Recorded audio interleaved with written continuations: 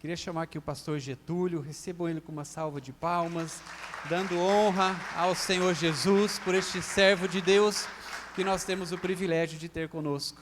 Pastor, mais uma vez, muito obrigado, viu? Boa noite, graça e paz. Boa noite, graça e paz. É uma alegria estar com vocês. Vocês me perdoem estar com a pastilha, eu estou com a garganta um pouco ruim, então estou usando aquela pastilha ali. Não é mania minha subir no púlpito com nada na boca, tá? Eu estou feliz, a gente brinca muito, eu e Ney, o tempo inteiro. Quem anda com a gente até estranha às vezes a gente brincar o tempo inteiro. Mas para mim é uma honra ter o respeito do pastor Ney e ser indicado pelo Ney para vir ministrar aqui. Os pastores da Alcance são muito criteriosos para indicar pessoas. Aliás, para pregar na Alcance hoje, você tem que fazer parte de um círculo de confiança de outros pastores. Então, dificilmente você vai ter no altar, pregando, alguém que não caiu de paraquedas. Não, já passou pelo crivo de outros pastores, por isso estou indicando. Então, para mim é uma honra estar aqui com vocês. É uma honra receber a indicação do Ney, uma honra estar aqui na Sabaoth de Floripa. Eu já conheço vocês da Itália, já conheço vocês da Alemanha, da Suíça. Eu estive na Sabaoth da Itália, na Sabaoth da Alemanha, na Sabaoth da Suíça. Não sei se mais, não me lembro de mais outro país. E eu já tinha vontade de estar aqui com vocês há algum tempo já. E aprove Deus que fosse agora a gente estar aqui com vocês.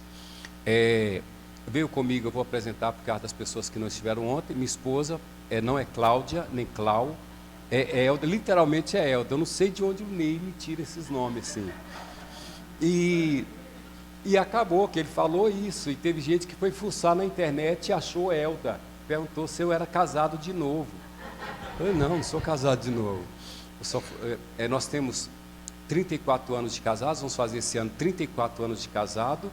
Nós temos 3 filhos, já todos 2 casados.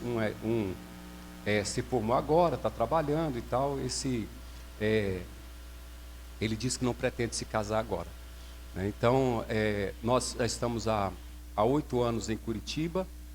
Eu já tenho, vou fazer esse ano 43 anos de convertido, já tenho 37 anos trabalhando com libertação, já tenho 40, comecei a pastorear com 20 anos de idade, eu era solteiro quando eu comecei a pastorear, e com o tempo meu ministério foi direcionando para a libertação, e hoje eu sou conhecido e trabalho na área de libertação. Eu sou mais requisitado para pregar em igrejas históricas por causa do meu jeito de falar, né? Porque quando fala, está vindo um ministro de libertação aí, o povo já tem medo, né? Já pensa num baita de um negão, e já vem, né? Ou um cabra meio gordão, e já vem gritando. E quando chega um mineiro de fala mansa, você fala: "Ih, essa vaca aí não dá leite não", né? Então, eu ministro muito em igrejas históricas. E é um prazer estar ministrando para vocês aqui, tá bom? A minha auxiliar de vendas não me trouxe os livros para eu poder anunciar para vocês, mas daqui a pouco eu anuncio para vocês os livros, tá? Eu quero que vocês abram comigo a Bíblia de vocês no Evangelho segundo São Marcos, capítulo 10.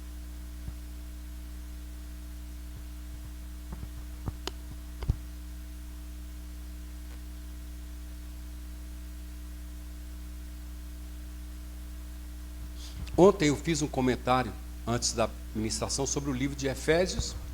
Hoje eu quero fazer um comentário sobre o Evangelho segundo São Marcos, que você tem na sua Bíblia.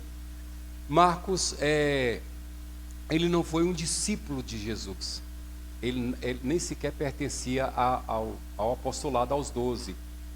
Mas ele teve uma experiência muito forte com Cristo. O Evangelho que ele escreve, que você tem na sua Bíblia, foi um evangelho de informações tiradas, principalmente de Pedro, de quem Marcos foi por um tempo discípulo. Marcos foi discípulo de Pedro.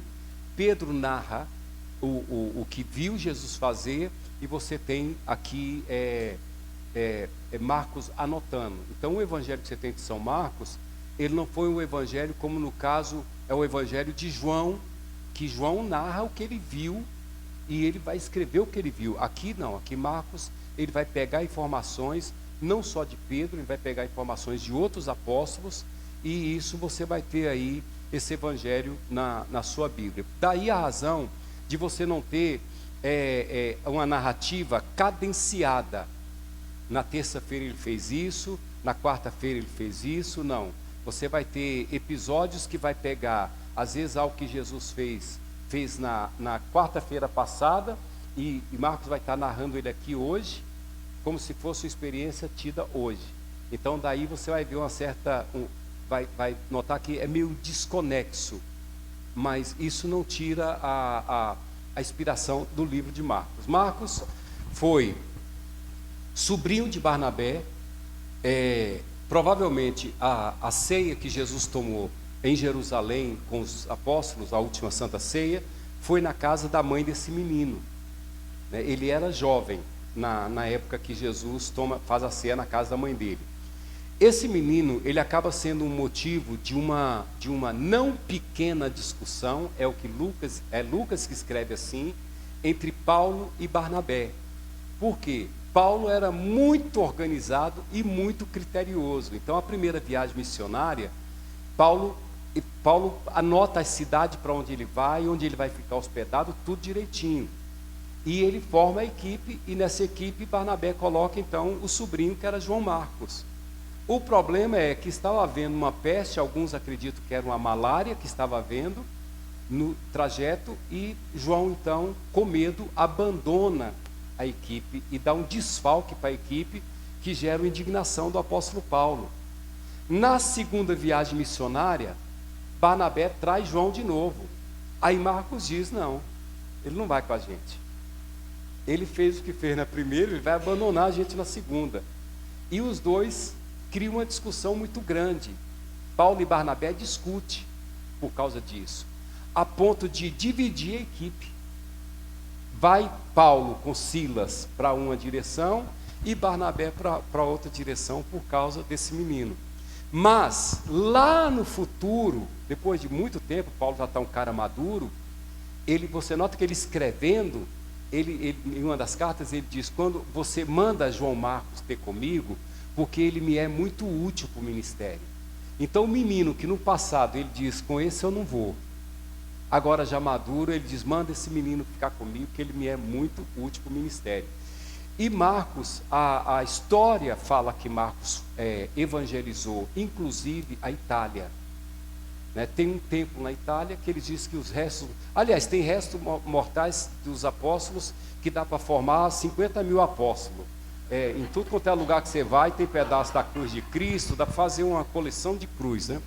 Mas que ele esteve de fato na Itália, a gente não tem dúvida. Ele se tornou de fato um grande evangelista.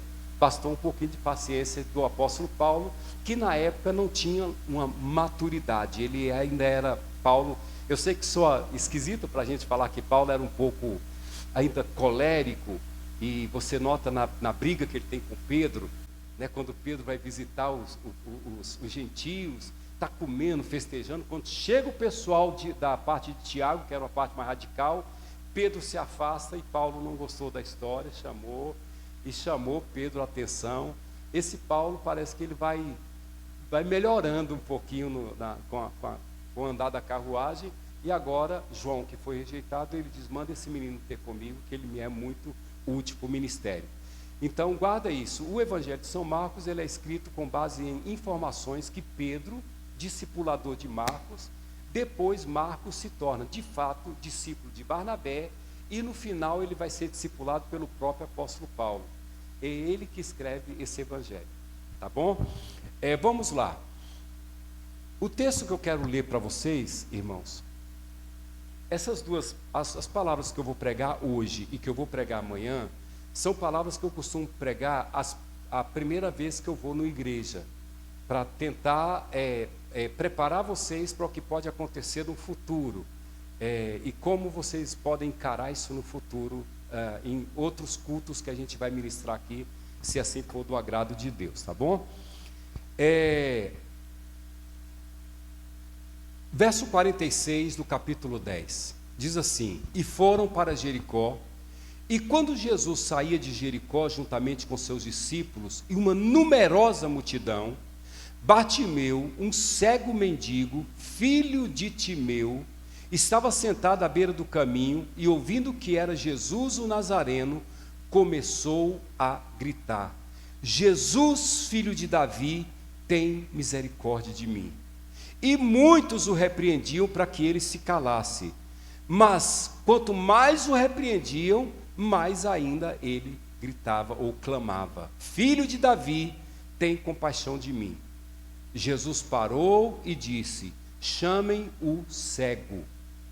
Chamaram então o cego, dizendo-lhe: Tem bom ânimo, levanta-te, porque o mestre está chamando você. Então, lançando de si a capa para o lado, o cego levantou-se de um salto e foi ter até onde Jesus estava. E Jesus lhe perguntou: O que você quer que eu te faça? E o cego respondeu: Mestre, que eu torne a ver. Então Jesus lhe disse: Vai, porque a tua fé te salvou. E imediatamente ele passou a ver e foi seguindo Jesus estrada fora. Para mim esse é o final que eu acredito que era a vontade de Deus, que todo milagre terminasse nisso aqui, em comunhão, né? Mas infelizmente a multidão queria milagre, e muitos que foram tocados pelo milagre não voltaram mais. Cada um veio, pegou o que queria e foi embora. Mas alguns não, alguns como esse aqui, que é curado, se torna um seguidor. E provavelmente esse é o desejo do coração de Deus, é que todos que são tocados por milagres se tornem servos e filhos do Deus vivo, né? Mas eu quero fazer 3 observações nesse texto, antes da gente orar por libertação e por cura. Nós temos aqui um homem que ele era cego, ele perdeu a visão. O pedido dele é que eu torne a ver, ele tinha visão. Então ele não era um cego de nascença. E cego, mendigo, e eu costumo dizer sem nome, porque Bartimeu não era um nome. Bartimeu significa simplesmente filho de Timeu. Então a gente tem um cara que a gente pode olhar para ele, porque se eu disser assim: irmãos, vamos aprender 3 coisas aqui com o rei Davi, logo vem aquele estigma romanista na nossa mentalidade. Pô, pastor, mas Davi não. Davi era o cara segundo o coração de Deus. Aí o nível, a régua subiu muito para a gente, né? Irmãos, vamos aprender com Paulo. Piorou, pastor. Paulo era o cara, né? Então tá, vamos aprender com esse cego, mendigo e sem nome. Não, aí dá para a gente tirar alguma lição da vida desse homem. A visão que a gente tem é meia desgastada, né? Mas vamos lá, eu quero fazer 3 observações que conduziram esse homem à bênção, a viver a bênção que ele queria, ok? A primeira observação que eu quero fazer para você, me perdoe, preciso dar 2 feedbacks aqui com respeito a esse assunto.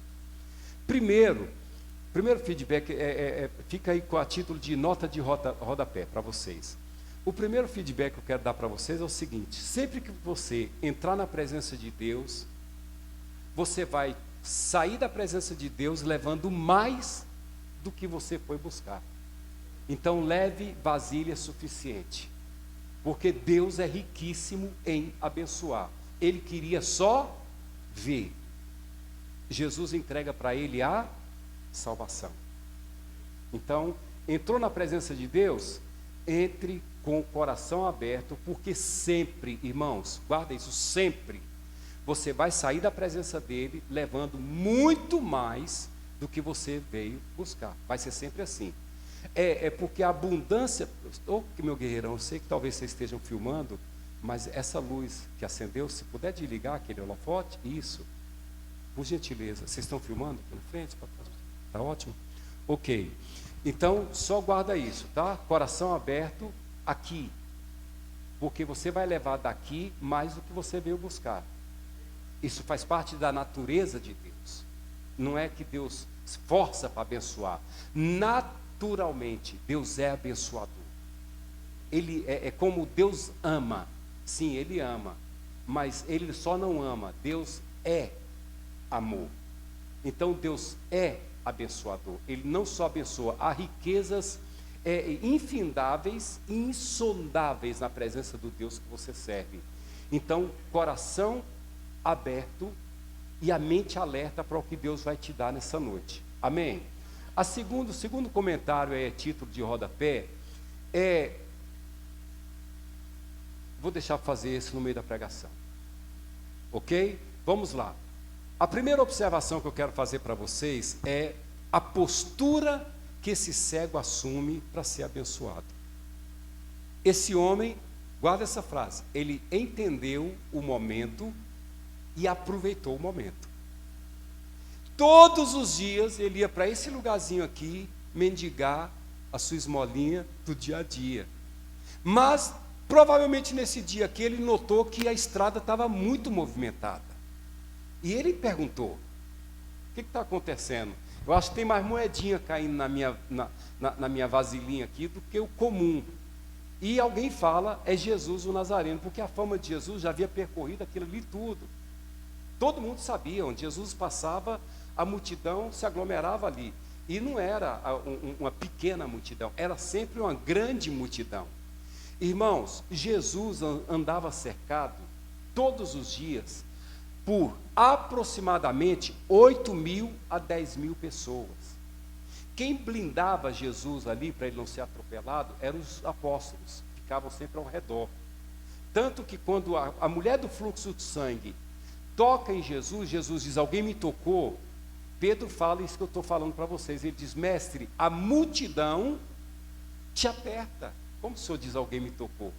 Então, esse era o dia a dia de Jesus, cercado por uma multidão ávida por milagre. Milagre, cura, todo mundo queria alguma coisa. Só um olhar dele. A mulher do fluxo de sangue diz: talvez eu não me aproxime dele em pé, mas se eu conseguir chegar e tocar na orla do manto dele, eu vou ser curada. Então essa era a intenção da multidão. A multidão o apertava constantemente. Quando esse homem ouve que Jesus vai passar por aquela estrada, a impressão que dá é que ele entende que ele não teria outra oportunidade como essa. E de fato, Jesus não ia passar mais nessa estrada, ele não passou mais nessa estrada, porque daqui, poucos dias depois, ele vai para Jerusalém para ser crucificado. Então essa de fato foi a última vez que Jesus passa naquela estrada de Jericó. E esse homem entende o momento e ele começa a gritar de uma forma desesperadora para chamar a atenção de Jesus. A pergunta que eu faço para você é: qual era a possibilidade de um cego, mendigo e sem nome, chamar a atenção de Jesus no meio de uma grande multidão, todo mundo querendo a mesma coisa? Nenhuma. Ele não tinha chance. Nenhuma. Mas ele não se importa com isso. Ele precisa aproveitar o momento. E ele faz isso com maestria. Ele aproveita o momento dele. E ele consegue aquilo que ele está querendo. Então, ter o discernimento para entender um momento de Deus na sua vida vai ser fundamental para você acessar com mais facilidade algumas bênçãos e algumas vitórias que você está buscando. Presta atenção numa coisa que eu vou te falar, não se escandalize com isso, tá? O que eu quero dizer para você? Olha só, eu acredito que de tempo em tempo, por favor, não me tenha como herege, eu acredito que de tempo em tempo, parece que Deus chega para você e diz assim: me pede hoje o que você quiser. Eu não sei se você já notou isso. Me pede hoje o que você quiser. Todo tempo ele quer te abençoar, mas parece que tem dia que o coração do rei está alegre. Tem dia que parece que a coisa está mais fácil. Você entender o tempo da terra, o cio da terra, para poder plantar a semente, é fundamental. Quem já trabalhou com agricultura sabe. Se você trabalhava dependendo da chuva, você sabe que você tinha que estar com a terra preparada antes da chuva vir. Você sabe que a colheita, tudo tinha um momento exato para você fazer, para você não perder o plantio. Então, às vezes, parece que Deus está dizendo assim: hoje eu estou sendo para você favorável. Pede. Eu preciso ter esse entendimento para que eu possa entrar nessas brechas, entender que o tempo é favorável para mim e aproveitar esse momento na minha vida.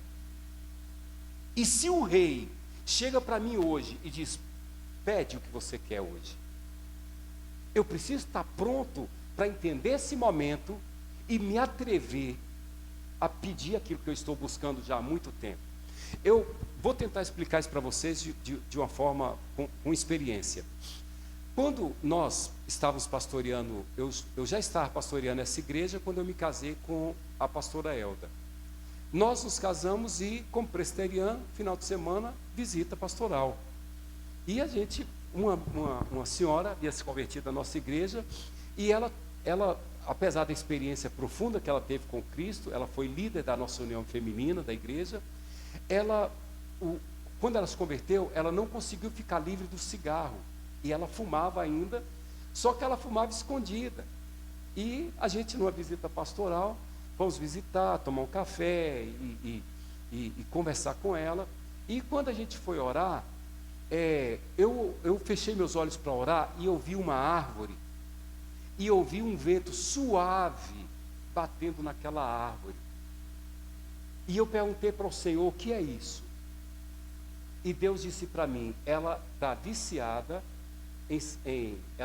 viciada em cigarro, ela não está conseguindo largar. Esse vento hoje, eu estou perguntando para ela, se ela quiser parar, hoje eu liberto ela. Para um presbiteriano, isso é confuso. Você está entendendo? É como se Deus estivesse falando: hoje eu estou sendo favorável para ela. Eu interrompi a oração na hora e disse para ela assim, e disse: a senhora está com algum problema com o vício? E ela olhou para mim e falou: olha, pastor, estou tentando e tal e tal. E eu olhei para ela e disse assim: você quer parar de fumar? Ela disse: eu estou tentando. Eu disse: não, eu preciso que a senhora me dê uma resposta agora, porque hoje tem um vento soprando que não vai soprar sempre. Vocês estão me entendendo mais ou menos, né? Eu não estou dizendo que tem dia que Deus quer abençoar e tem dia que Deus não quer abençoar. Mas para quem é pai, para quem é mãe, você sabe que tem dia que o coração está meio meloso. O que o filho pedir, mulheres também sabem disso, né? Tem dia que o marido está meio assim, muito apaixonado, né? Se você chegar e falar: olha, me leva para Veneza, né? Ele vai olhar, vai dizer: é claro que eu levo. Né? Ele vai vender um rim dele para poder te levar para Veneza, mas ele vai te levar. Então me parece que esse Deus que se fez homem, de vez em quando ele chega para você e te olha e diz: pede hoje.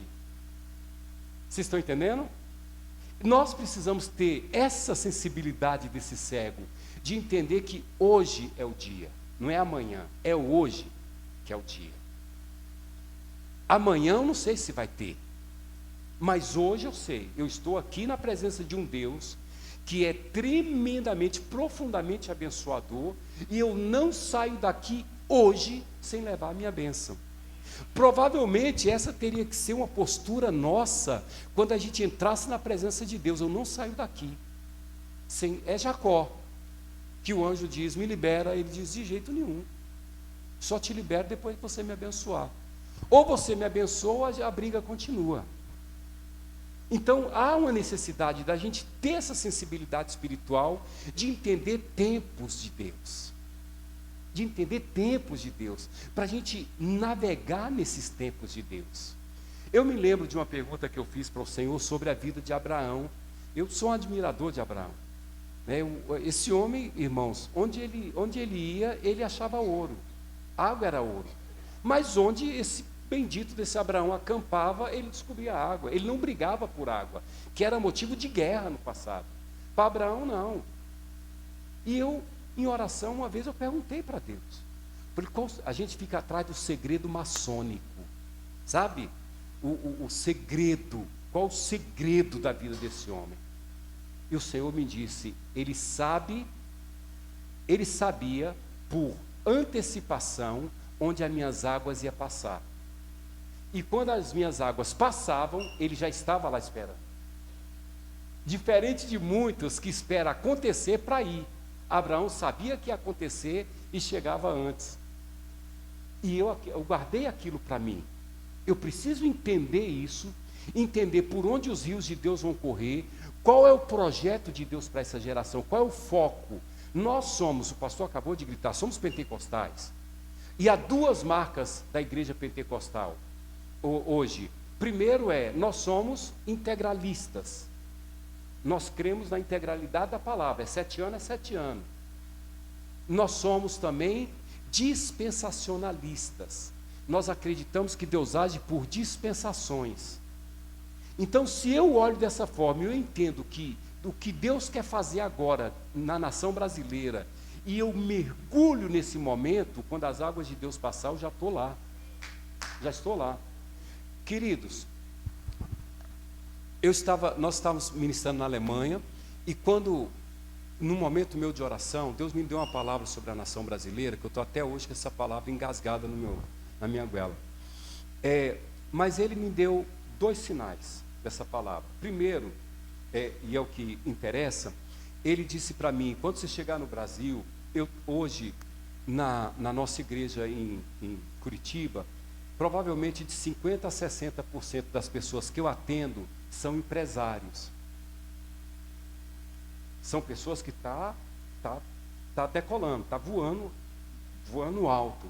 Então, hoje, quando eu entendo que eu tenho uma palavra e eu estou sobre essa palavra, eu sei que a coisa vai dar certo. E uma coisa que Deus me falou lá, com respeito a esses empresários, Ele disse, quando você voltar para o Brasil, peça para os empresários investirem em grãos e água.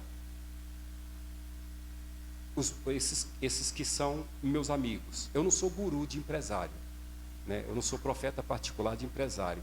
Mas como eu disse ontem, eu olho para alguns homens e eu vejo neles homens que vai colocar comida na mesa de pobre, na mesa de quem não tem, e eu vejo nesses homens que vão manter missionários no campo. Então eu priorizo essas pessoas. E quando eu cheguei no Brasil, eu liguei para alguns empresários, amigo meu, e eu disse assim, olha, Deus me deu uma palavra, invista esse ano em grãos e água. E eu me lembro de um desses empresários, me ligou e me fez uma pergunta, ele disse assim, pastor, ações da Sanepar tem a ver com água? Eu disse tudo a ver com água. Pronto, acabou. Ele tinha ouvido minha palavra. Irmãos, ele comprou ações da Sanepar a R$ 9,80. Um ano depois, ele estava vendendo essas mesmas ações a quase R$19 cada ação. Entendeu o tempo de Deus? Vocês estão entendendo? Quem entrou para comprar grãos e comprou, vou contextualizar, e comprou arroz 5 quilos a R$ 7, R$ 10, um ano depois estava R$30, esse mesmo arroz. Então, entender o tempo de Deus para você é fundamental para você poder aproveitar isso. Vou dar outro exemplo para vocês. Nós temos um amigo em comum em Ponta Grossa. É um pastor já bem... a gente pode falar que ele é mais velho que a gente. Ele é bem mais velho que a gente, mas tem uma senhora, né? Até hoje ele é assim. Toda vez que eu vou pregar naquela igreja, tem uma senhorinha, uma velhinha, que ela fica me esperando com um envelope. E toda vez que eu chego lá, ela vem com um envelopezinho, pastor, abençoa a sua vida. E eu pego aquele envelope, eu abro, ou tem R$50, ou tem R$100, toda vez que eu vou lá. Mas a penúltima vez que eu fui com um propósito no meu coração. Eu disse, eu vou chegar lá, eu sei que ela vai me procurar, porque sempre ela me procura. E eu vou parar para ela, e eu vou perguntar para ela assim, o que você quer? Pode me pedir. Me pede o que você quer, que eu vou comprar essa briga sua diante do Senhor. Naquele dia eu fui com aquela disposição. Irmãos, literalmente, o que aquela senhora me pedisse, eu ia jejuar e orar até aquela senhora viver aquilo.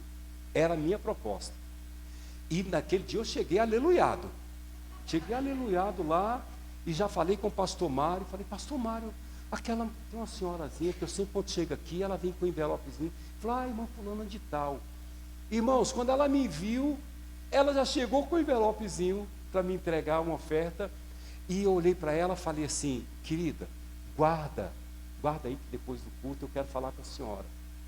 Aconteceu o culto, quando ela terminou, ela veio procurar com o envelope. Irmãos, eu parei na frente dela e disse assim, o que a senhora quer? Literalmente, o que a senhora quer? Eu não estava, eu estava querendo abençoar ela. O que a senhora quiser. Ela olhou para mim, eu acho que ela não entendeu o momento. Ela disse, ora por mim. Meu Deus, se ela entendesse que eu iria comprar uma briga por ela e pela família dela, se ela pedisse, ela teria aproveitado o momento. É entender isso, que nós precisamos entender isso, aproveitar o momento e tirar o máximo daquele momento. Não deixe passar o tempo favorável de Deus na sua vida, porque pode ser que por essa estrada ele não passe mais. Vocês estão entendendo? Então aproveitar esse momento para dizer agora vai ser fundamental para a sua vida, fundamental.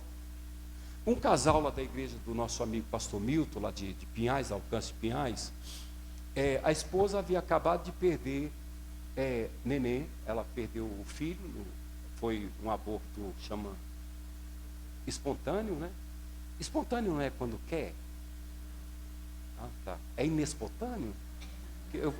Se a Dilma cria a palavra, eu também posso criar, né? Mas esse casal chegou para mim e na hora que eu estava orando pelas pessoas, eu pus a mão na cabeça dela e comecei a orar pela gravidez dela, e eu não sabia que ele tinha perdido, nem sabia que ela estava grávida. E aí, quando terminou, aquele menino olhou para mim, o marido dela olhou para mim e disse, pastor, nós perdemos nosso primeiro filho, e a gente está com medo agora dessa gravidez. E eu olhei para ele, e naquele dia, já tem muitos anos, naquele dia, eu olhei para ele e disse, não, esse bebê aí você vai ter. Se acontecer desse menino morrer, onde eu estiver, você me chama. Literalmente eu fiz essa loucura. Falei, se acontecer desse menino morrer, onde eu estiver, me chama, que eu vou no hospital ressuscitar esse menino, mas esse menino você vai ter. Eu me dispus a comprar uma briga, e eles entenderam. Hoje está lá com a criança deles, já tem 2 já. Está lá com a criança dele no colo. Então, entender isso, entender o momento, vai ser fundamental para você viver uma vida de vitória. Quando você se move dentro da dispensação de Deus, da vontade de Deus, a história é outra. A história é outra. Então, primeiro, entenda o momento. Amém? Quem está dormindo diz amém. Isso. Agora, então imagina aí, eu vou entrar no seu sonho e vou pregar para, eu vou fazer meio que uma projeção astral aqui e vou pregar para você dentro. Imagina eu pregando no seu sonho agora. Segunda observação que eu quero fazer para você sobre esse cego. Não espere circunstâncias favoráveis para crer. As circunstâncias nunca vão ser favoráveis. O que diz? Esse homem gritou de forma tão deselegante que ele estava incomodando as pessoas. E as pessoas fizeram o quê? O repreendiam e mandavam que ele se calasse. Agora, olha que lição preciosa. A Bíblia diz que quanto mais o repreendiam, mais ainda ele gritava. O que esse cara faz? Ele pega situações desfavoráveis e transforma isso em motivação para buscar a presença de Deus. Isso é maravilhoso, maravilhoso. O pior problema nosso hoje é esperar a circunstância nos aplaudirem e dizer, é isso aí, vai lá, você vai se dar bem. É o capeta te aplaudir, dizer, pode ir, crente, que eu vou deixar você ser abençoado. Nunca vai ter isso. Nunca vai ter isso. As circunstâncias vão sempre conspirar contra você. O problema é que tem gente que desiste. Começa bem, mas quando a circunstância aperta, essa pessoa recua. Literalmente. E tem gente, irmãos, que recua a 1 palmo da bênção. Tem gente que foge, que desiste, literalmente a uma pequena distância da vitória. Essa pessoa não entendeu que o fracasso de Pedro é o que está escrito na sua Bíblia, que enquanto ele olhava para Jesus, ele andou sobre as águas. O problema foi quando ele prestou atenção na altura das ondas e na força do vento, é o que está escrito na sua Bíblia. Ele tira os olhos dele e começa a olhar para a circunstância. E o que acontece? Ele vai afundar. Esse homem aqui, para mim, esse tipo de alquimia aqui é algo assim maravilhoso. Pegar o que é desfavorável e transformar num degrau. Agora, se esse cego pôde fazer isso, esse homem não tinha o Espírito Santo, irmãos. Amém? Vocês entendem isso? Ele não tinha. O Espírito Santo não tinha sido derramado. Nós temos. Agora, por que dependemos tanto de circunstâncias favoráveis para poder crer, para poder buscar, para poder orar? Talvez isso é que causa essa oscilação na nossa fé. Então, guarda bem isso. A circunstância vai conspirar contra. E quando eu falo circunstância, eu não estou falando só de situações. Pessoas da sua confiança, vai dizer, desiste. Será, pastor? Sim, a esposa de Jó disse para ele. Ele está crendo. Jó está crendo. A esposa vê a situação do marido. Eu não estou condenando a esposa de Jó, irmãos. Saber o que aquela mulher passou, só a eternidade vai revelar para ele. Perder 10 filhos um dia só, para uma mãe, só Deus sabe como estava o coração dessa mulher. Mas ela olha para o marido e ela libera uma palavra pela qual todo mundo conhece essa mulher. Ela olha para Jó e diz: amaldiçoa teu Deus e morre. Desiste de crer. Jó olha para ela e diz: tu falas como louca. A palavra na boca de Jó é: eu sei que o meu Redentor vive, e em breve ele se levantará em meu favor. Então, ficar olhando, você está orando pelo seu marido, você vem aqui num culto, e de repente alguém ora por você e tem uma visão e fala: olha, eu vi o seu marido convertido, crente, abençoado aqui dentro da igreja. Aí você se enche de fé e você sai daqui da igreja naquele dia cheio de alegria, dizendo: que bênção, meu marido vai ser crente, meu marido vai ser um homem de Deus. Quando você chega na sua casa, está seu marido com a cara cheia de cachaça, nunca bebeu, mas naquele dia ele bebeu, vomitou a casa inteira, está lá caído, bêbado. Você olha e o diabo diz: é esse aqui que Deus vai salvar? O pior é quando a voz do diabo encontra eco na minha boca. E muitas vezes eu olho para a pessoa e diz: esse aqui nem Deus dá jeito. Nunca faça isso. Nunca faça isso. Às vezes as circunstâncias serão desfavoráveis e pessoas da sua confiança vai tentar desestimular você. São pessoas que, de forma inconsciente, emprestam a boca para o diabo. Foi o que Pedro fez no barco. Empresta a boca para o diabo para tentar desanimar você. Agora, guarda isso. Se esse homem pôde transformar circunstâncias desfavoráveis em motivação, você também pode. Você também pode fazer isso. Então, eu vou depender das circunstâncias para crer? Não, de jeito nenhum. Eu e minha esposa fizemos o ano passado, devido a muitas mulheres que entram no Instagram, pedindo oração pelo marido, meu marido é isso, meu marido é aquilo, e nós decidimos então fazer uma campanha com essas mulheres foi 2 meses, de 2 meses, ia ter jejum toda semana, ia ter oração, e se juntaram a nós aproximadamente, foi 1.030 mulheres, ficaram com a gente por 2 meses em oração e jejum. E, irmãos, a gente recebia alguns relatos dizendo, depois que eu entrei nessa campanha, começou a acontecer umas coisas estranhas aqui em casa. Eu disse, é claro que vai acontecer coisas estranhas. Há quanto tempo o diabo é senhor disso aí? E agora você se levantou para dizer, isso é de Deus. Irmãos, você está esperando o quê? Você está esperando que o diabo te peça desculpa? Não. Se você chegar para o diabo e dizer, isso é meu, ele vai dizer, então vem tomar. Porque te dá de jeito nenhum.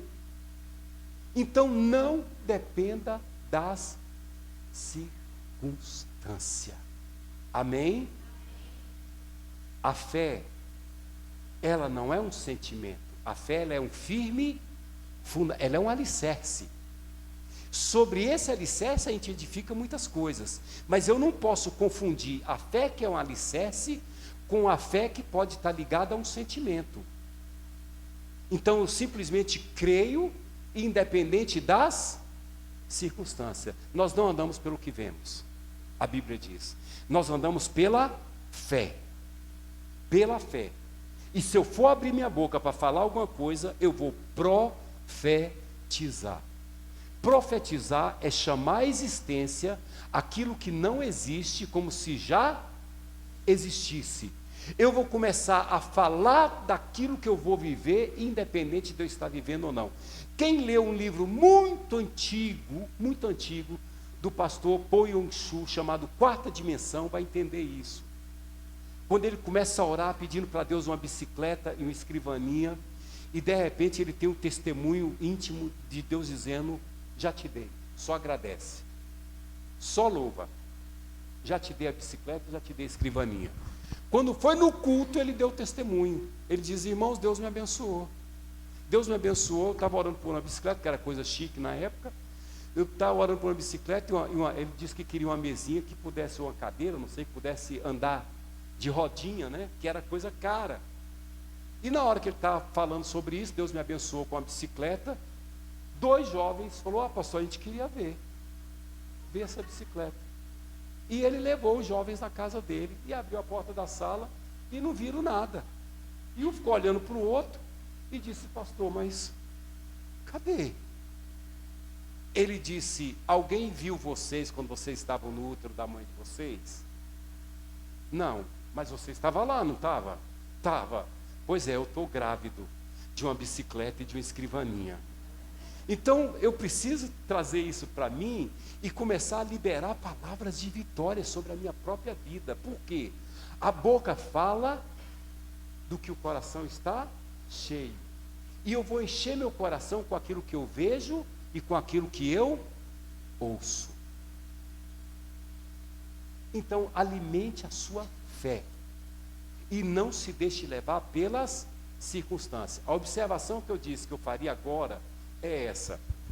Antes da terceira observação, eu quero dizer para vocês, cuidado com os amigos que só querem andar com você na época da bênção. Porque vai ter muita gente. Na hora que você tiver, como diz o nordestino, por cima da carne seca, na hora que você estiver bem, vai chover de amigos, novos amigos. O meu pedido é, não se esqueça de quem andou com você na hora da luta. Não esqueça de quem jejuou por você na hora que você estava lá, chamando o urubu de meu louro, de tanta luta. Não esqueça. Eu não estou dizendo não faça novos amigos. Faça novos amigos, mas honre quem andou com você na hora da sua luta. Não se esqueça de quem abraçou você e chorou com você na hora que você não estava bem. Porque ter amigos novos é maravilhoso, mas honra é um princípio do reino. Então eu preciso atentar para aqueles que oraram comigo. Esse pessoal aqui, quando Jesus disse, chamem o cego, foi todo mundo. Já chegou para o cego e disse, tem bom ânimo, amigão, porque o mestre te chama. Você vai ter gente que vai fazer isso. Pessoas que vão se afastar de você na hora que você estiver na luta. E pessoas que vão se aproximar de você na hora que você estiver na bênção. Mas eu tenho certeza que você tem um grupo, você tem pessoas que oram por você, que choram por você, e que criou um vínculo de alma com você, a ponto de sua luta ser a luta dela, a sua luta ser a luta dele. E ele comprou isso. Na hora que você estiver bem, volta lá, né? Volta lá, porque Deus ama isso. Tá? Honra a quem honra. Tá certo? A terceira e última observação que eu quero fazer em cima desse texto. Quando chegaram para o cego e disseram, tem bom ânimo porque o mestre te chama, ele faz algo interessante. Ele se coloca de pé e ele tira a capa e ele joga essa capa fora. Essa capa, escuta, é que caracterizava ele como mendigo. Nessa época, até hoje tem alguns países que é assim, dou um exemplo para vocês, mas até hoje, e nessa época aqui, irmãos, era tudo muito definido. A virgem tinha uma roupa de virgem, então quem via uma mulher com aquela roupa sabia que ela era uma virgem. A mulher casada usava uma roupa, o leproso tinha uma roupa e um lugar específico para ele.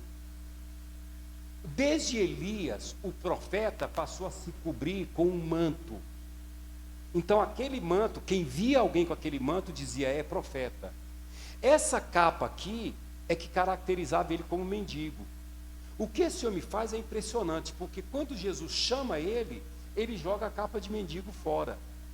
Por quê? Porque se Jesus me chamou, eu não sou mais um mendigo. Vai acontecer alguma coisa ali que vai mudar a minha história. Então, como que eu quero contextualizar isso?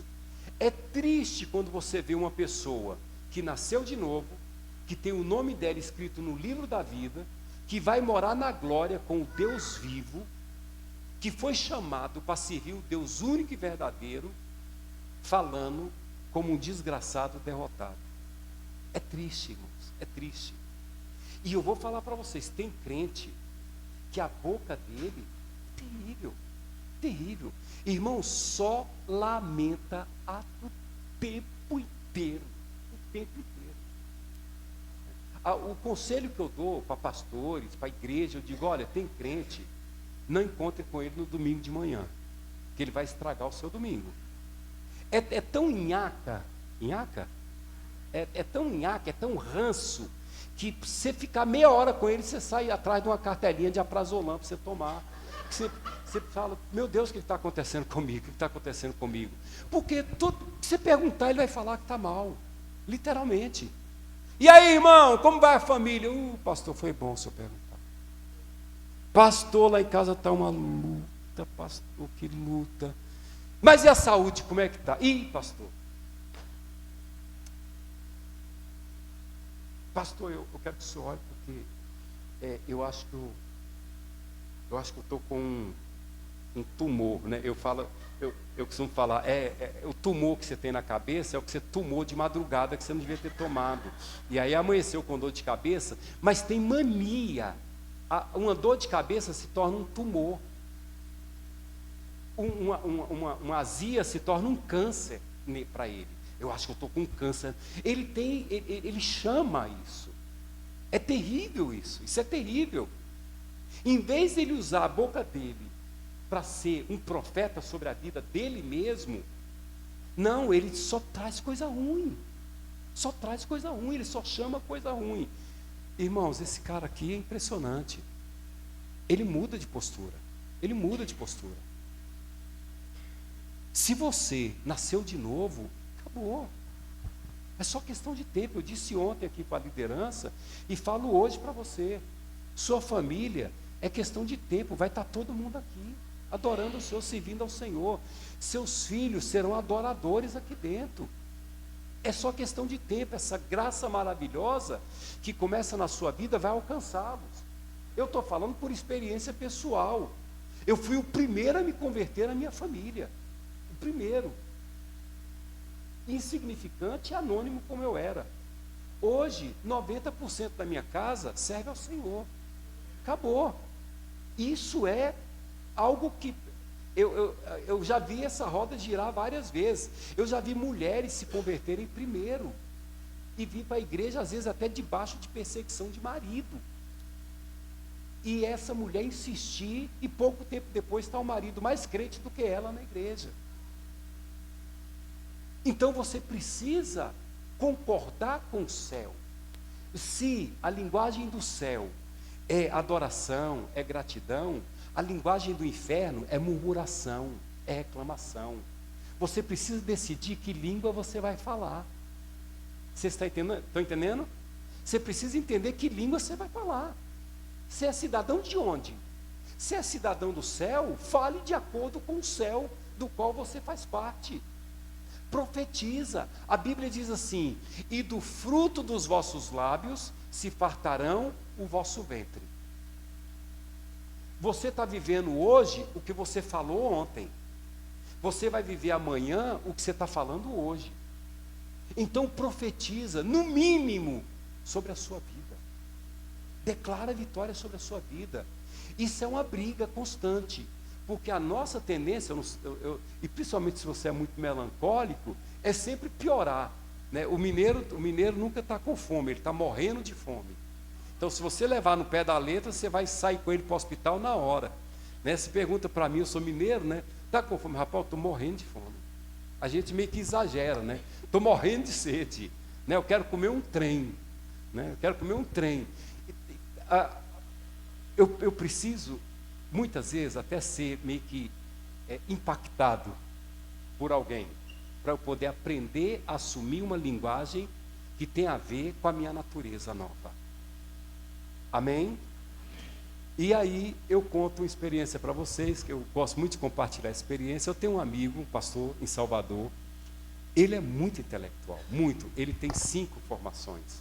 E ele diz, nenhuma online, todas presencial.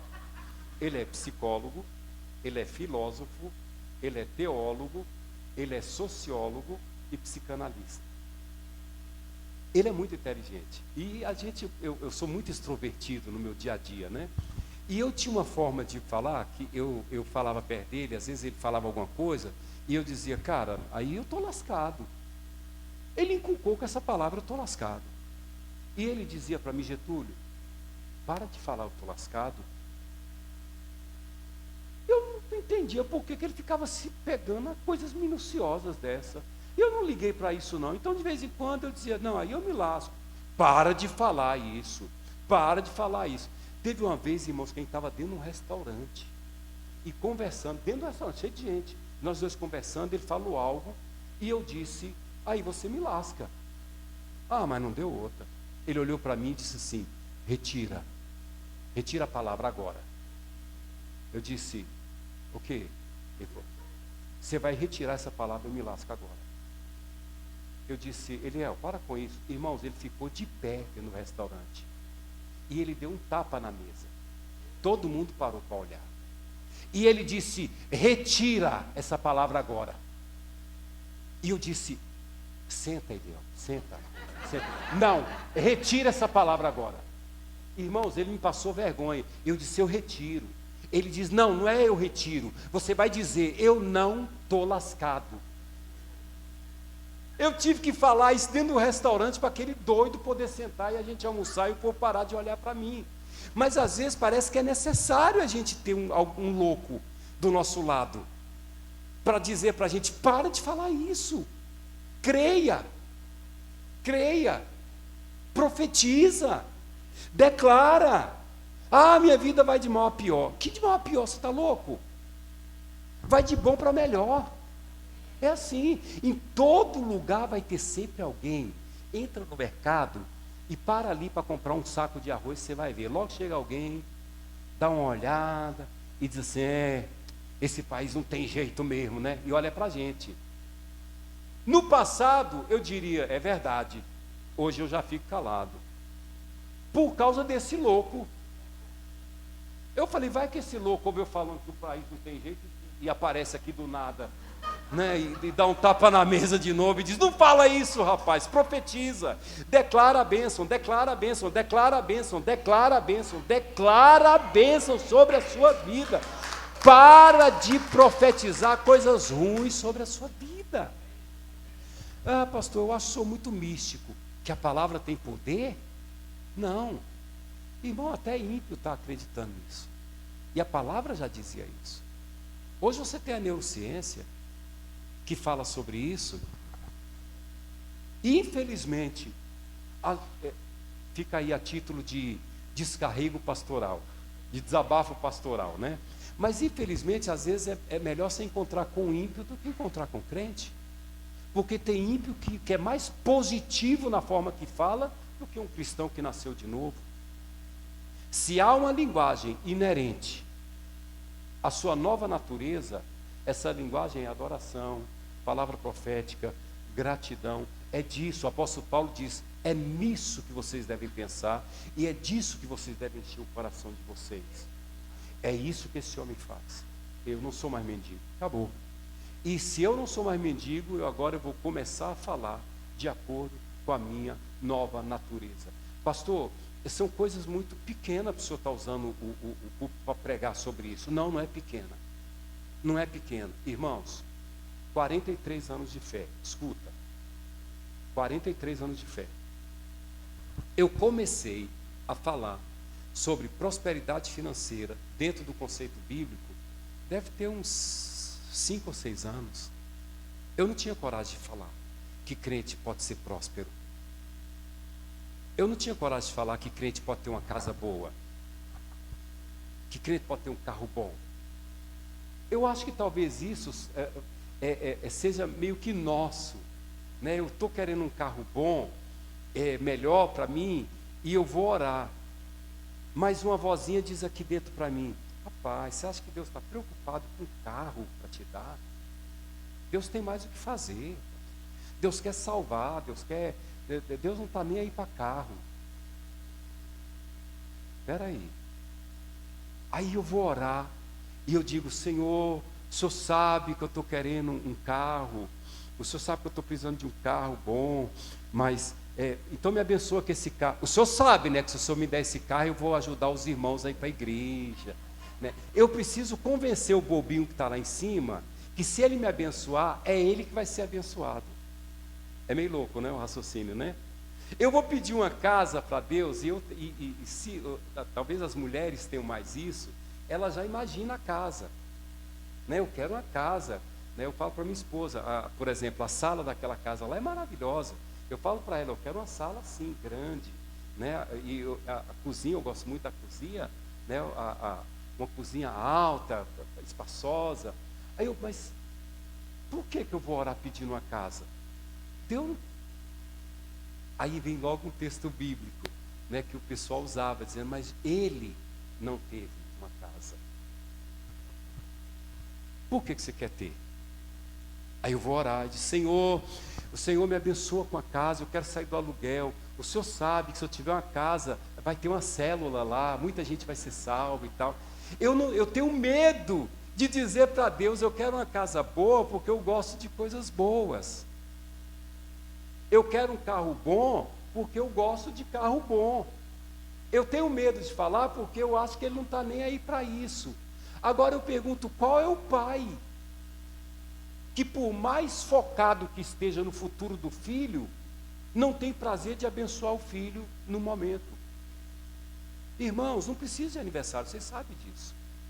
Não é quando você dá aquele presente para aquela criança, quando ela abre aquela caixa, que ela vê que era aquilo que ela queria, o olhar de alegria dela para você, acabou, compensou. Imagina, se Deus não tem do desejo profundo de abençoar você. O nosso problema é que a gente vai trazendo uma carga lá do passado, onde no passado foi necessário. No passado foi necessário isso. Agora eu trago isso para hoje e eu tenho medo de dizer para Deus que eu quero ter um futuro confortável. Aí o que acontece? Eu estou andando na rua e me passa um rico dirigindo um Porsche daquele de 1 milhão e não sei quanto, e eu olho e eu digo, não adianta ter um carro desse para o inferno. Eu estou desejando que o cara vá para o inferno porque ele tem um carro que era eu que queria ter, só que eu escondo isso. Eu maqueio isso. Eu disse, não, o céu para mim basta. Bom, glória a Deus pela sua vida. Mas se você quiser me abençoar com Porsche, eu não sei quanto tempo eu vou ficar com ele. mas que eu vou ficar muito feliz, eu vou. O nosso problema é esses conceitos que a gente traz sobre nossos ombros, que nos impede de gozar de uma comunhão plena com um Deus que é tremendamente rico e que quer, literalmente, Ele quer abençoar você. A única coisa que pode impedir Deus de levar você a viver uma vida abundante é se Ele entender que você vai perder a sua salvação. Jesus deixou muito bem claro. Não adianta nada você em perfeito estado ir para o inferno. Ele diz, para Deus é melhor você entrar no céu cego, coxo, aleijado, do que ir para o inferno em perfeito estado. Então, se Deus entende que você não tem estrutura para ter nada, é isso que você vai ter durante a vida. Agora, se Ele olha em você e entende que você foi fiel no pouco e vai ser fiel no muito, Ele não vai ter dificuldade de colocar você no muito. O problema é que no percurso, algumas pessoas já tem pessoas, irmãos, na verdade, tem gente que não precisa ter nada para ser orgulhoso. Você sabe disso. Tem gente que não tem nada, mas tem um orgulho terrível, terrível. Ah, pastor, mas ter muito pode me tirar a dependência de Deus. Opa, é outra desculpa que você está inventando para você mesmo se acomodar no seu ninho de derrota. É outra desculpa. Porque tem pessoas que não têm nada e não dependem de Deus. E eu conheço pessoas riquíssimas, que a dependência desses caras de Deus é extraordinária. E você encontra com esse cara na rua, você não sabe que ele tem aquilo que ele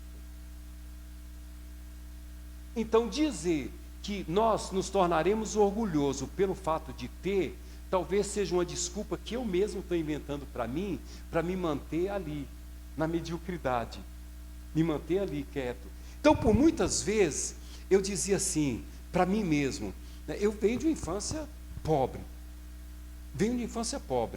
eu aceitei o pastorado, quando, irmãos, o pastorado naquela época era o seguinte, você acordava num lugar, não sabia onde ia dormir, porque quem aceitava o pastorado, ali por volta de 85, 87, sabia que ia ser perseguido, sabia que a igreja não valorizava pastor, então aceitou por amor ao chamado, literalmente por amor ao chamado.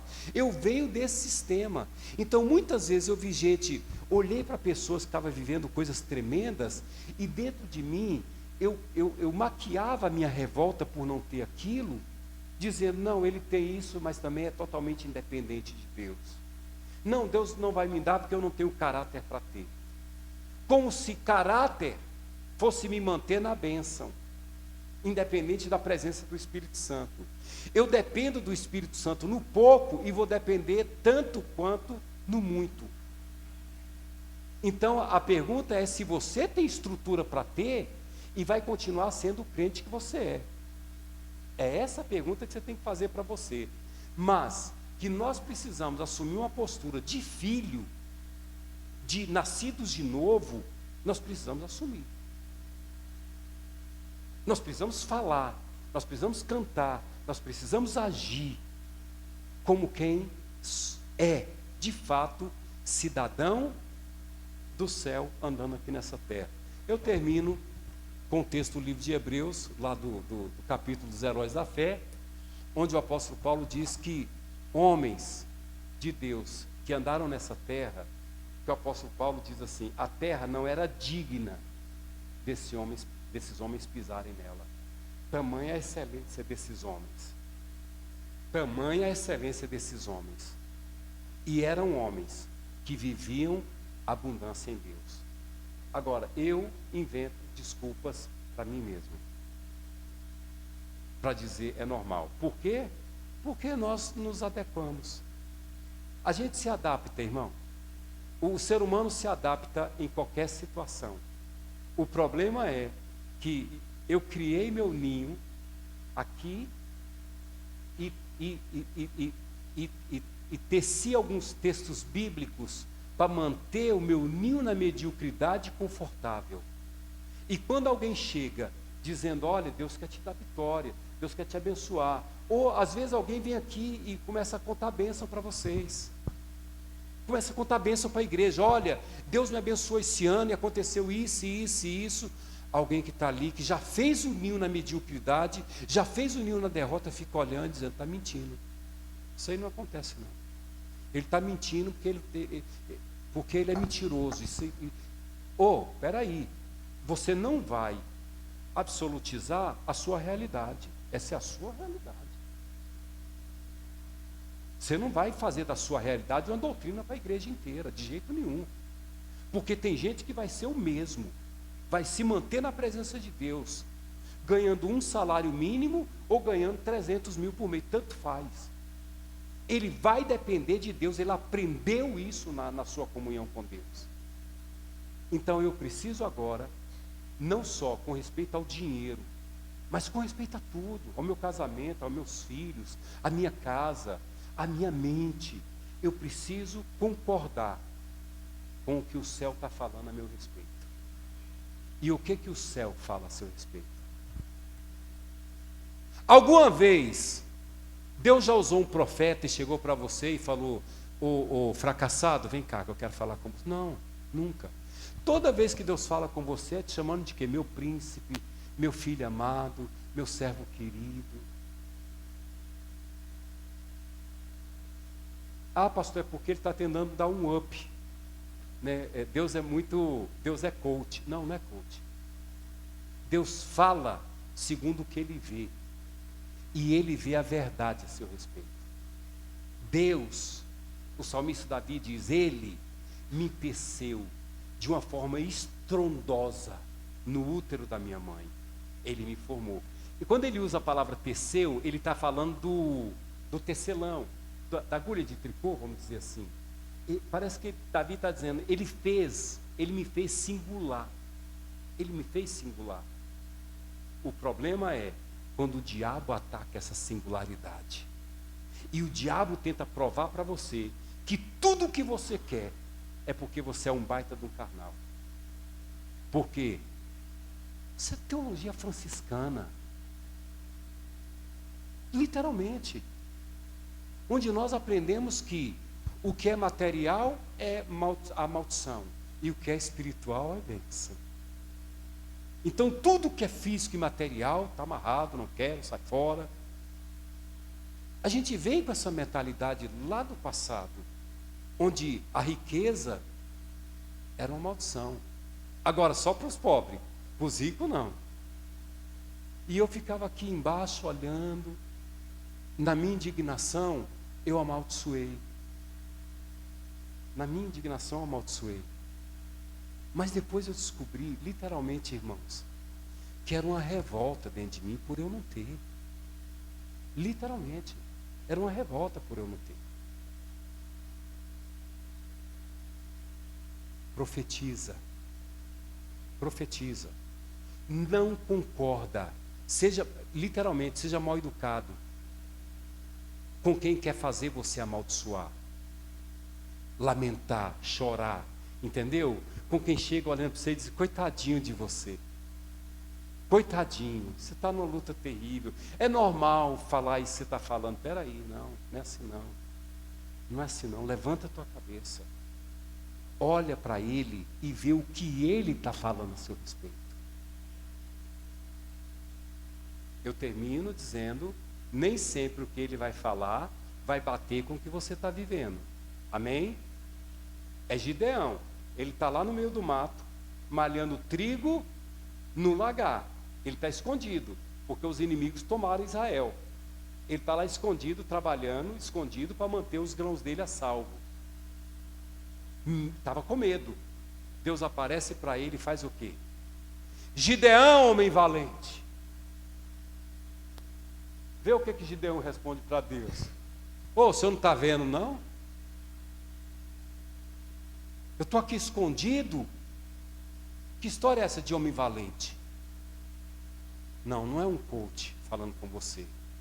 É o Deus que te teceu no útero da tua mãe e sabe, na verdade, quem você é, que está te chamando de valente, que está te chamando de vencedor. Ele não quer só te animar. Ele quer que você jogue fora essa velha identidade que te deram e você pegue a identidade que ele está te dando. E é isso que nós precisamos fazer nessa geração, para sermos uma igreja abençoada em todos os sentidos. Guarde o que eu estou falando. Eu não estou dizendo que Deus não prioriza a salvação. A salvação é prioridade para Deus. Mas, aos pés da cruz, tem mais presente para você. Se você quiser, está lá à sua disposição. Vamos ficar de pé.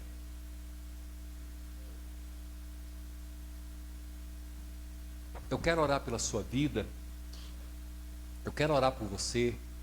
E, pastor, para mim qualquer coisa serve. Não, qualquer coisa não. Qualquer coisa não. Se ele está dizendo, pede-me, e eu lhe darei as nações por herança, e os confins da terra como tua possessão. Pede. Irmãos, se o céu está pedindo para eu pedir, eu vou pedir com gosto. Não é verdade? Não, senhor, eu quero um carro, mas qualquer fusquinha 69. Não precisa pedir, irmão. Sei lá, com 2 milão, 3 mil, você compra um fusquinha aí, meio endemoniado, mas vai dar para você andar nele, entendeu? Então, se vai pedir, pede com excelência, se está diante do rei. Ninguém vai diante do rei para pedir migalhas. Amém? Seja ousado, porque você não é mais servo e nem mais amigo. Você é filho e filho amado. Amém? Fecha teus olhos. Senhor, eu coloco a igreja na tua presença, eu coloco a igreja aqui em Floripa na tua presença. Por muito tempo, esse homem e essa mulher foi maltratado pela vida. E eles se adequaram àquilo. E eles não só pensam, como falam, como se veste, como age, como sonha, como quem ainda está sendo maltratado. Eu oro para que nessa noite toda escama que está no entendimento dessa pessoa caia por terra agora, em nome de Jesus. E o meu irmão e a minha irmã se levante numa ousadia tão tremenda, tão maravilhosa. Meu Deus, que aqueles que apostaram na derrota dele, pessoas às vezes de dentro da família, que apostou na derrota dela, possa entender que o Deus que ele serve não é como os deuses das nações, morto, mas é um Deus vivo. E se é necessário, Senhor, abençoar teu filho, abençoar tua filha com bênçãos financeiras, para levá-los a serem testemunhas, Deus abre as portas do céu. Abre as portas do céu. Se o Senhor deu um sonho para o meu irmão, Senhor, leva meu irmão a viver o sonho que ele tem. Se o Senhor deu um sonho para essa mulher, leva essa mulher a viver o sonho dela. Em nome de Jesus. Eu sei que o céu está desejando tomar Floripa. Eu sei, meu Deus, que essa ilha, ela simplesmente é um ponto de contato para outras nações. Então eu oro por essa igreja, eu oro pelo teu povo. Levanta homens e mulheres ousados. Levanta aqui nesse lugar homens e mulheres atrevidos no Senhor. Atrevidos no Senhor. Pessoas que sonhem o sonho que o Senhor está querendo que eles sonhem, que ela sonhe. E que milagres comecem a acontecer. Meu Deus, que nós possamos aprender a aproveitar os momentos que o Senhor nos proporciona, que nós possamos, Senhor, não depender de circunstância para poder crer, mas que possamos celebrar a vitória do futuro, hoje, agora, como se já estivéssemos sendo abençoados. Que nós possamos preparar, meu Deus, preparar o caminho para a bênção dentro da nossa alma, em nome de Jesus. Em nome de Jesus. Eu quero que você olhe para o seu irmão e fale assim: essa palavra foi para você.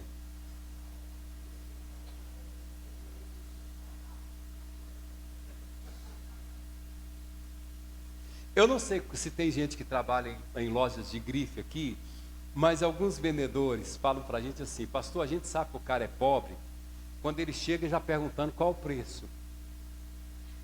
Ele nem olha, ele só pergunta o preço e sai. A gente já sabe, não vai comprar. Chegou perguntando o preço e nem olha o material, ele só olhou por cima, esse não compra. Infelizmente, irmãos, infelizmente, muitas vezes a gente tem medo até de olhar. Tem medo de olhar. Olhar para coisas boas. Olhar para coisas boas. A gente tem medo disso. Sei lá, né? Eu me lembro de um presbítero, na época da presbiteriana, que esse foi uma negação para mim. Eu era novo convertido, e final de ano ele disse que pegou o filho dele de joelho, uma criança, de joelho, orando ao papai do céu, literalmente, pedindo para Deus uma bicicleta. O menino, ele pegou o menino dele orando, uma criança, pedindo para o papai do céu uma bicicleta. E ele conversando com a gente lá na hora, ele chamou e disse assim: mas eu já na hora chamei meu filho e falei com ele, eu não tenho condições de dar essa bicicleta para ele. Aí ele olhou para mim e disse: não é, Getúlio, a gente já tem pouca fé. Se a gente coloca a fé naquilo que não vai valer, aí vai tudo pro ralo. Irmãos, eu olhei para aquele homem, falei: meu Deus, ele matou a fé do menino. O menino estava orando para o Senhor. O menino não estava pedindo para o pai. E ele chegou para o menino e disse: eu não tenho condições de dar essa bicicleta. Por quê? Porque o conceito dele era esse: a gente tem pouca fé. A gente é muita. É muita gente, esse negócio de a gente aí. É você. Porque nós, na nossa casa, nós sempre incentivamos nossos filhos a orar. Ore. Quando trazia coisas impossíveis para a gente, vamos orar. Vamos orar. Vamos buscar a presença de Deus sobre isso. Amém? Você está treinando uma geração. Nunca esqueça disso, tá? É o seu legado. Irmãos, nós vamos orar agora. Eu quero fazer 2 orações aqui agora. E depois nós vamos orar por quem veio aqui, que talvez você esteja enfermo. E a gente entende que a medicina vai até onde pode. Mas chega um momento que a medicina cruza os braços e diz: não tem jeito, né? Chega um momento que a medicina diz: olha, vai ter que tomar remédio para o resto da sua vida. Mas esse ambiente aqui é um ambiente de milagre. Então nós vamos orar por cura. Não sei qual foi o nome esquisito que deram para sua doença, mas a gente vai orar por cura. Tá certo? Então daqui a pouco a gente vai orar por cura. Eu quero orar por você que está sentindo que você está batendo numa porta e parece que ela não abre. Ou talvez você está vendo acontecer na sua vida o que você viu acontecer com sua mãe, com seu pai. Parece que a história está se repetindo. A gente quer orar por você. Eu quero orar por você que Deus te deu um sonho. Você tem um sonho aqui dentro, já tem tempo. Só que até hoje você não conseguiu se mover em direção a esse sonho. Nós queremos orar pela sua vida daqui a pouco. Mas nesse momento eu quero fazer uma oração pelo coletivo. Então eu queria que você colocasse a mãozinha no seu coração, agora aqui, ó, fechasse seus olhos. Não tenha medo, nós vamos fazer uma oração de libertação agora. Eu quero mandar embora esses demônios que tentam travar a sua vida, travar a sua bênção, travar a sua família, travar suas finanças, travar o céu na sua frente. Nós vamos repreender isso agora e eu quero que você ore também pela sua vida. Você vai ser o primeiro a orar pela sua vida. Vai ter uma equipe aqui que o pastor separou, que vai estar andando aí, orando também em voz alta. Não se assuste não, tá? Essa é uma oração de guerra. Você vai agora mandar embora toda enfermidade que está no seu corpo. Você agora vai mandar embora tudo aquilo que você sente que está travando sua vida. Você vai dar nome, vai mandar embora de sua vida. Amém? Principalmente, escute, se você entende que você está repetindo velhas histórias, não aceite isso. E esse momento é propício para você. Fecha seus olhos. Fecha seus olhos. Senhor, eu oro nesse momento pela vida de cada pessoa que está aqui. Eu sei que o inimigo tem se levantado nessa geração para impedir o que o Senhor tem para essa geração. Eu sei que demônios têm se levantado para impedir a igreja dessa geração de tomar todas as esferas da sociedade, mas nesse momento nós levantamos a nossa voz para declarar que esses demônios do inferno que se levantou contra a vida da minha irmã, que se levantou contra a vida do meu irmão, não tem mais autoridade. Não tem mais autoridade. Você pode ter prendido o bisavô, o avô, o pai, a mãe dessa pessoa, mas essa pessoa você não vai deter mais. Então, em nome de Jesus agora, a ordem é: toda maldição que esteve nessa família por várias gerações, nós repreendemos agora. Na autoridade do nome de Jesus, nós repreendemos agora. E eu ordeno que no nome de Jesus, todo mal, tudo aquilo que está cercando essa pessoa, tudo aquilo que está mantendo essa doença no corpo dessa mulher, no corpo desse homem, esse espírito do inferno que construiu esse muro na frente desse homem, para que ele não pudesse romper, nós estamos destruindo esse muro agora. E declarando que no poder do nome de Jesus, essa doença vai cair por terra agora. Agora, no nome de Jesus, doença para fora, doença para fora, doença para fora, em nome de Jesus, sai do corpo dela, sai do corpo desse homem agora, no poder do nome de Jesus. E todo espírito maligno, todo espírito do inferno que acorrentou essa mulher, que acorrentou esse homem, no nome de Jesus agora, solta ela. Solta ela, agora, solta ele, agora, no poder do nome de Jesus, no poder do nome de Jesus, no poder do nome de Jesus, todo peso, toda algema, toda corrente que você está usando para amarrar esse homem, você já roubou dele, você já tirou o que ele tinha. Eu estou te dando uma ordem agora, sai fora, fora, fora. Você mandou nessa família no passado, agora você não manda mais, para fora, para fora, para fora, fracasso para fora, desânimo para fora, em nome de Jesus, espírito do inferno, solta a vida dessa pessoa agora, solta, toda pombagira que entrou nesse casamento para não deixar essa mulher ser feliz, toda pombagira que entrou nesse casamento para jogar adultério, traição, desilusão, nós ordenamos agora para fora, no nome de Jesus agora, para fora, no nome de Jesus agora, é ordem, no poder do nome de Jesus, no poder do nome de Jesus, no poder do nome de Jesus agora, Exu caveira, espírito de suicídio, espírito de morte, no nome de Jesus agora. Exu caveira, solta. Você que está mandando essa pessoa se matar, você que mandou essa menina cortar o pulso, você que mandou essa pessoa beber veneno, você que mandou esse homem se jogar debaixo de um carro, dar um tiro na própria cabeça, espírito de suicídio, fora,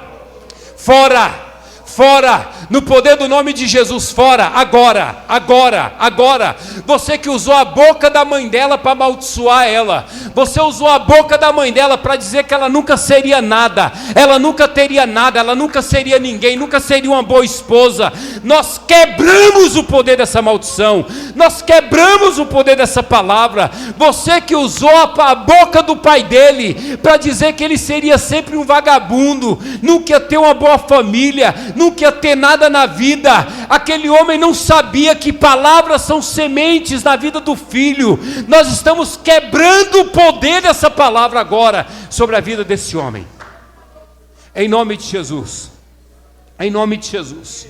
você está tramando contra o filho dele,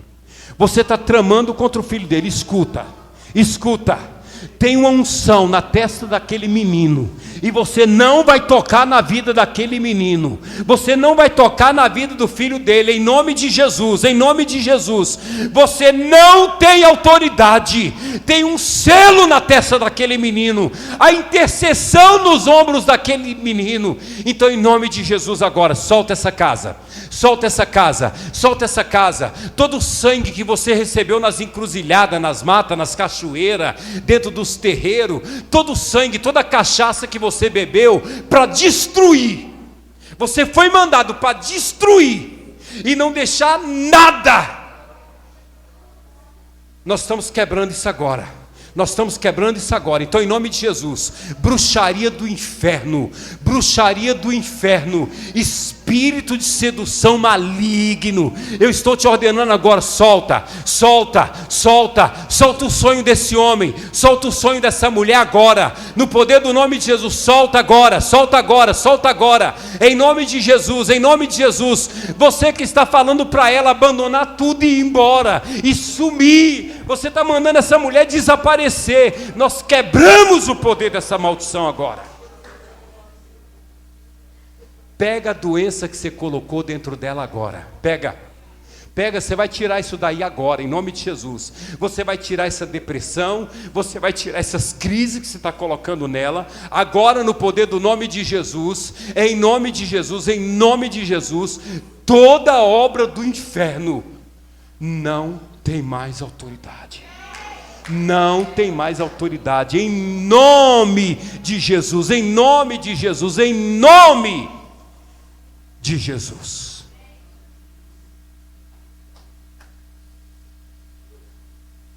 solta,